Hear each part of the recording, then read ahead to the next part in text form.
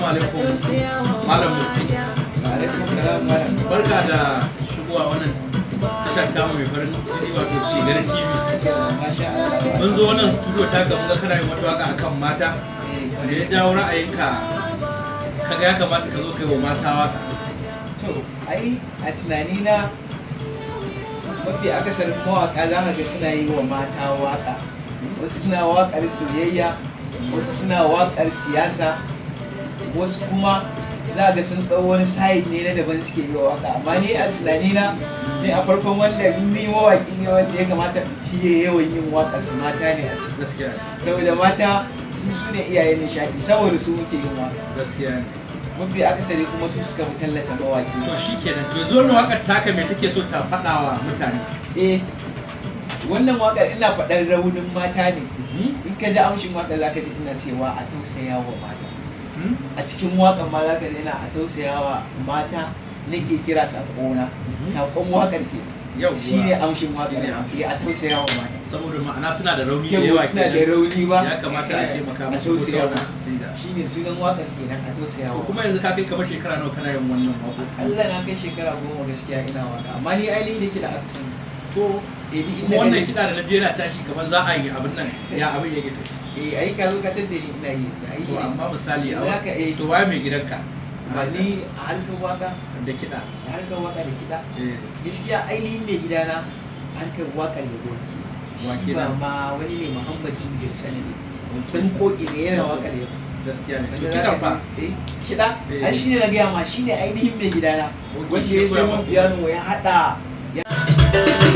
mata ya sha wuya haifata sanar da nonon gata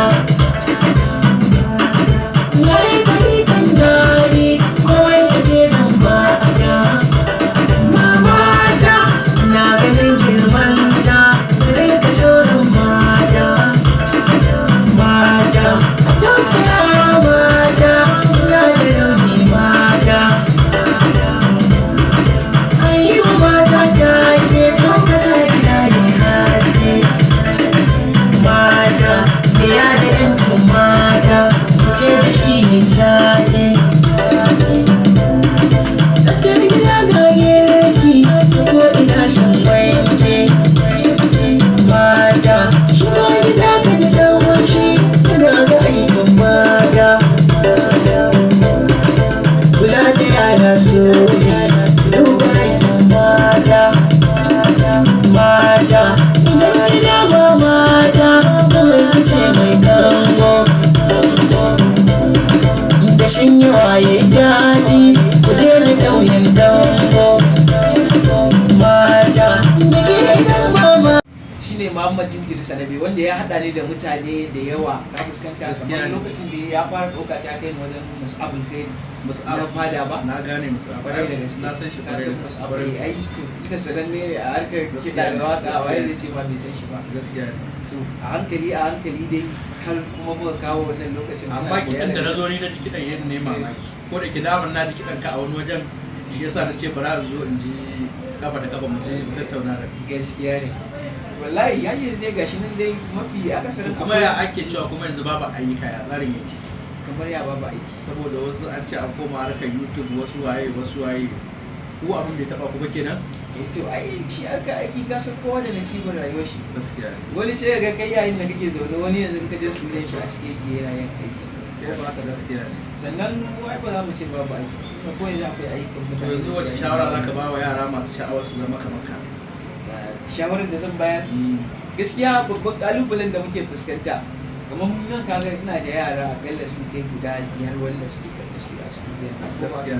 to harkar studio da farko harka ce ta hakuri in dai mutum yana so Ai ba lalle ya studio ba. Komai na rayuwa dole sai an akwai yi. wato komai na rayuwa haka dole sai mutum yayi hakuri Gaskiya. babban kalubalen mu shawarar da nake so in bayar a wannan harkar ta ka fahimta yayin da mutum ya fara zuwa studio sai ya ce sai ya yi abin da wanda ya shekara 10 yana yi da ya shekara 1 ka fahimta yana yi ko shekara 2 ya ga bai kai abin da yake so ya samu ba kawai sai ya haƙura ya bar harkar shi yasa za ka ga yawanci studio in ka je shekara 1 shekara biyu.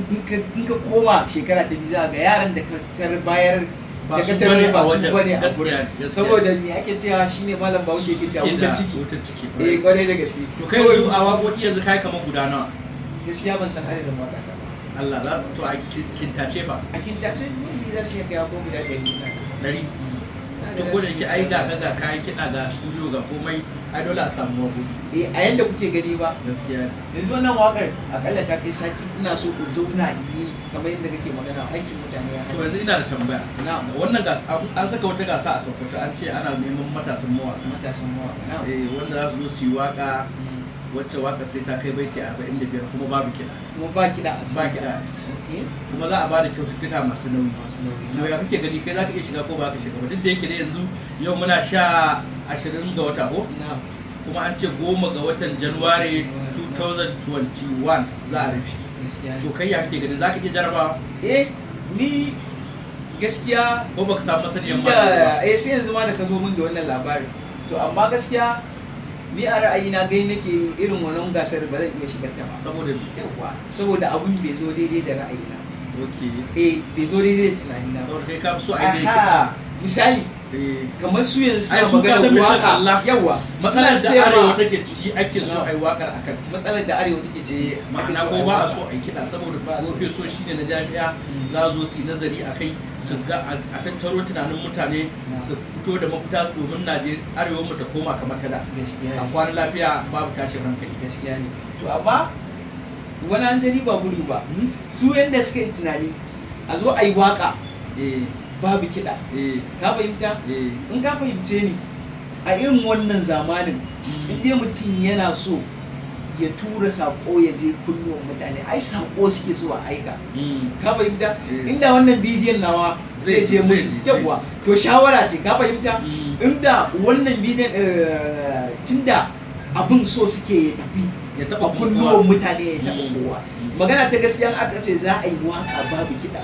mutane ba za su saurara ba su fahimci me mawaka suke so su gaya musu in ka fahimce saboda yanzu mafi akasari rayuwa kowa ya riga ya waye da kiɗa ba kowa ne ga irin mawakan mu na da wanda zaka ji irin suna koda mawakan yabo irin masu yin firaji haka ka fuskanta irin malam mai alburda irin masu ishiriniya za ga su ai yaban ne zalla suke yin sa mutane su fahimta to yanzu a irin wannan zamanin za ka ga waƙoƙin yabon ma na manyan shekunan mu da kuwa su ake sai an musu kiɗa sannan sai mutane su tsaya su saurari me ake cewa gaskiya ne so amma yanzu kagan aka ce za a yi ita waka me ta ce waka sako ce kawai amma su abin da suka kalla ana wazatan ana so a yi wakar ne domin a nuna kwarewa ka san yanzu wani kamar wani mawaƙi in ba a daban da kiɗan ba waka ba ta jo to ai ka fahimce ni ai ita kwarewa ko da kiɗa ko babu kiɗa kana saurara iya amshi na mutum za ka gane wannan yana da tunani a kan abin da yake yanzu mai shawara ka ta karshe ni a shawara ta akan